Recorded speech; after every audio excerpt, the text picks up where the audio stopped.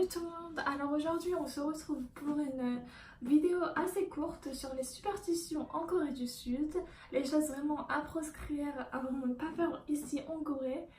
Alors on commence tout de suite avec la première superstition, ne pas siffler la nuit. Donc si vous sifflez la nuit, vous allez attirer les fantômes et les serpents.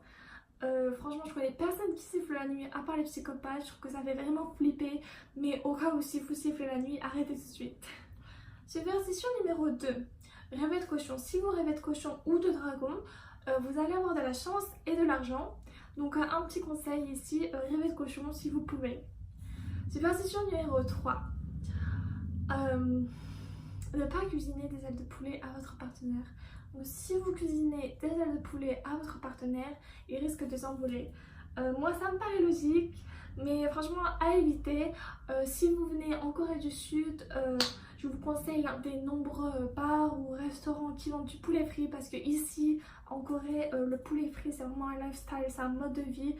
Si vous passez par ici, c'est vraiment quelque chose que vous devez manger, je vous conseille vraiment. Donc c'est vraiment quelque chose que vous devez faire à la place de cuisiner ça. Superstition numéro 4, se laver les cheveux le jour d'un examen. Si vous vous lavez les cheveux le jour d'un examen, toutes vos connaissances vont s'en aller. Je pense que elles vont partir avec l'eau, donc c'est quelque chose à éviter si possible. On sait jamais. Superstition numéro 5, gigoter les jambes. Donc vous savez quand vous êtes stressé, genre vous tremblez des jambes comme ça, et toute la chance de votre corps va s'en aller par la jambe. Mais c'est pas qu'une superstition, en fait ça va être vraiment mal vu et les gens vont avoir une mauvaise image de vous, une image vraiment d'une personne stressée, etc. Donc les gens, les gens vont vraiment peut-être vous reprendre, donc c'est vraiment à éviter si vous voulez être poli, parce que ceci est très mal poli. Superstition numéro 6, ne pas écrire le prénom d'une personne à l'encre rouge.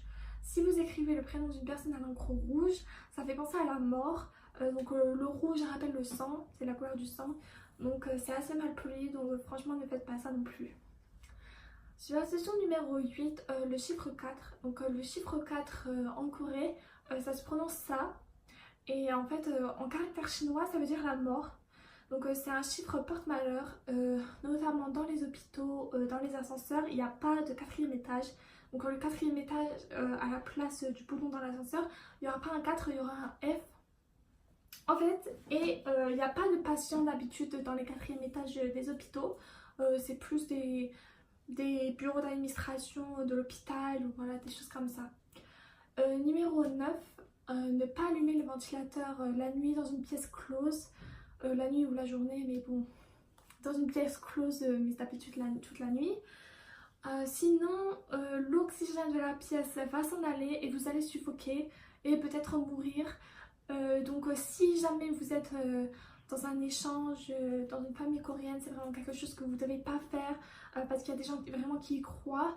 Mais de base, cette superstition a été faite pour limiter, enfin à l'époque, pour limiter les dépenses en électricité, donc à proscrire.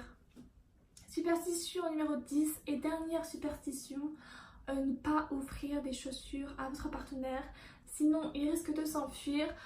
Ça aussi ça me paraît logique, mais je pense que cette superstition est aussi en France, mais je suis pas sûre. On dirait, il me semble que je l'ai déjà entendu. Donc si c'est le cas, dites-le-moi en commentaire parce que je sais pas du tout. Mais moi ça me semble logique comme superstition, donc bon. Sinon c'est la fin de cette vidéo, merci d'avoir regardé jusqu'au bout. Si vous voulez une suite, une seconde partie de cette vidéo des superstitions en Corée, dites-moi en commentaire parce qu'il y en a encore plein. Et sinon si vous avez des questions sur la Corée du Sud ou vous voulez des vidéos spécifiques, dites-moi tout ça en commentaire et on répondra à tous les commentaires. Sinon on se revoit pour une prochaine vidéo. Annyeong!